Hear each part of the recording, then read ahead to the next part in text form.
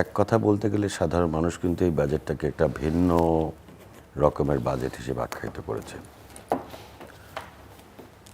এবার আপনি দেখবেন যে গতানুগতিক বাজেট বলতে যে একটা কথা ছিল, সেটার উপস্থিতি এখন কম, যার কারণে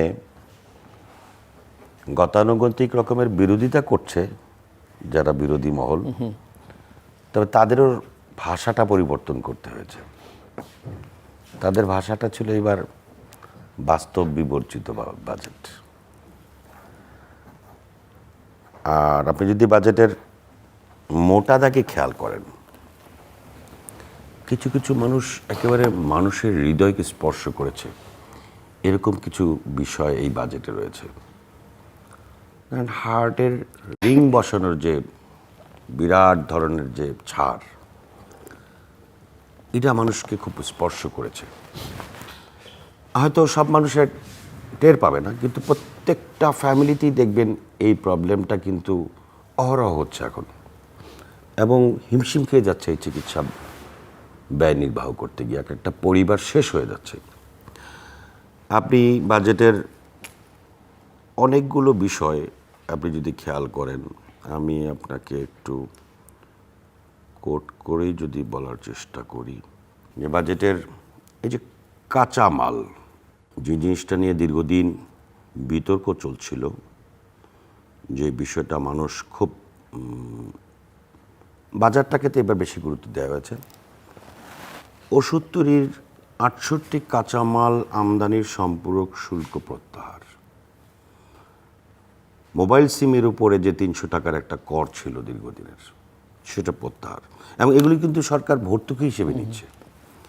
আপনি রপ্তানি আয়ে নগদ প্রণোদনায় 10% উচ্চ কর হচ্ছে 5%। আপনার শিল্পের কাঁচামাল আমদানিতে উচ্চ কর কমেছে 4%। আমি মোটা দাগের যেগুলো দেখছি আমার কাছে আছে, বাতিল হচ্ছে সার ও কীটনাশকে থাকা সারের 7% ভ্যাট এবং কর। তো এই সব মিলিয়ে এই বাজেটটাকে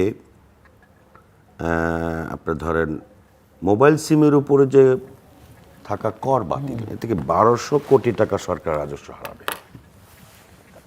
এরকম একটা বিধ্বস্ত অর্থনীতির মাঝখানে দাঁড়িয়ে সরকার যে উদ্যোগগুলো গ্রহণ করেছে, এই উদ্যোগগুলো বাস্তবায়নটা হচ্ছে এখন বড় চ্যালেঞ্জ।